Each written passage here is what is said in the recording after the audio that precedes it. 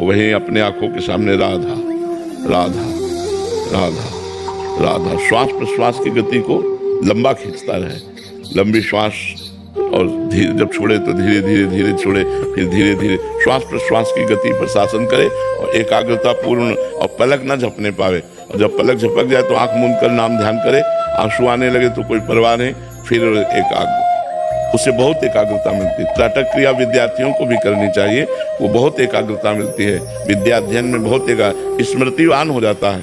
त्राटक क्रिया का मतलब होता है किसी एक बिंदु पर बहुत देर तक देखना बिना पलक झपके, ऐसे सामने हम नाम लिख रहे हैं और उसी में एकाग्र, और जब परेशानी आंखों में महसूस होने लगे तो ऐसे मुंह में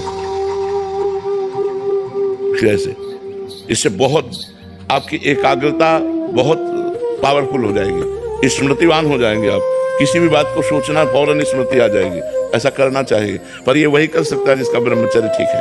ब्रह्मचर्य ठीक नहीं तो सर में दर्द शुरू हो जाएगा और ठीक से चल ही नहीं पाएगा।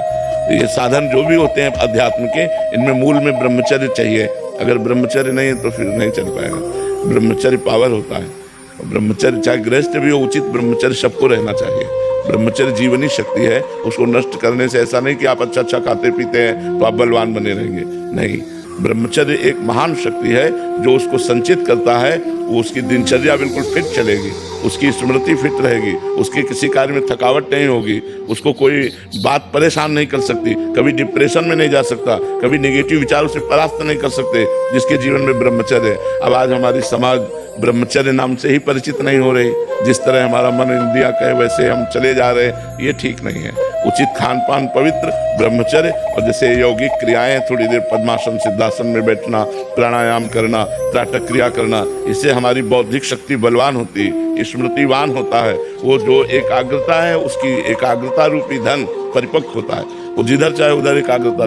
जब त्राटक क्रिया की महिमा हमने पढ़ी और इसका अभ्यास किया तो घंटों, 10-5 मिनट नहीं, घंटों खुली आंखें से बैठे थे, घंटों खुली आंखें से, एक लक्ष्य पर दृष्टि की, थोड़ी देर आंसू आए, फिर इसके बाद सूख गए, फिर दृष्टि ऐसे, और मंत्र जप करते हुए। तो उसका हमने 2 बार परीक्षण लिया कि आदमी बैठा रहे, जब तक हम नहीं चाहे तब तक वो बैठा रहा। अभी आदमी खड़ा हो जाए, उसके मन में संकल्प जागृत हो गया, वो खड़ा हो गया, जो हम सोचेंगे वो सामने वाले पर प्रभाव पड़ जाएगा।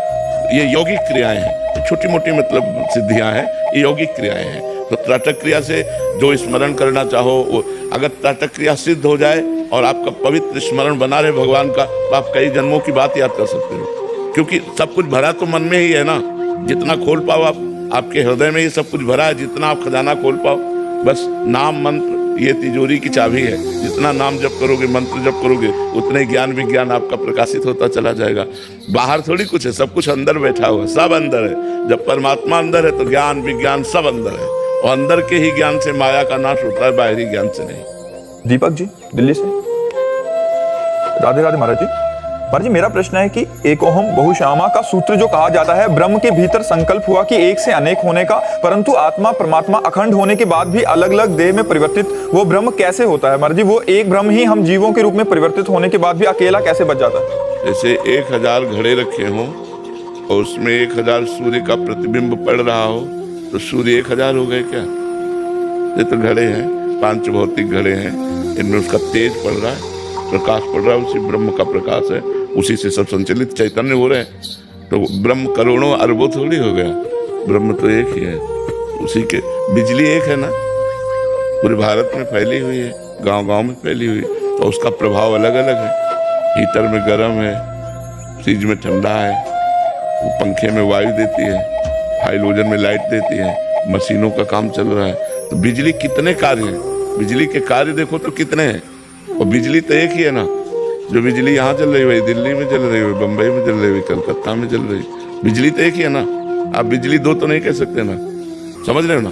अब चूंकि ये प्राकृतिक है वस्तु है, ये परब्रह्म से उदाहरण नहीं बनता, ये प्राकृतिक वस्तु है, और वो चिदानंद है परमात्मा, तो उदाहरण बनता नहीं। लेकिन समझाने के लिए ऐसे ही परमात्मा एक है, वो अनेक रूपों में भास रहा है। भासना माने है नहीं, पर दिखाई दे रहा है। जैसे एक कांच का मंदिर हो और अलग अलग कांच हो, कांच का अलग अलग प्रभाव नहीं होता, कोई सेम टू सेम चेहरा दिखाई देगा, और किसी में भयावना दिखाई देगा, किसी में लुभावना दिखाई दे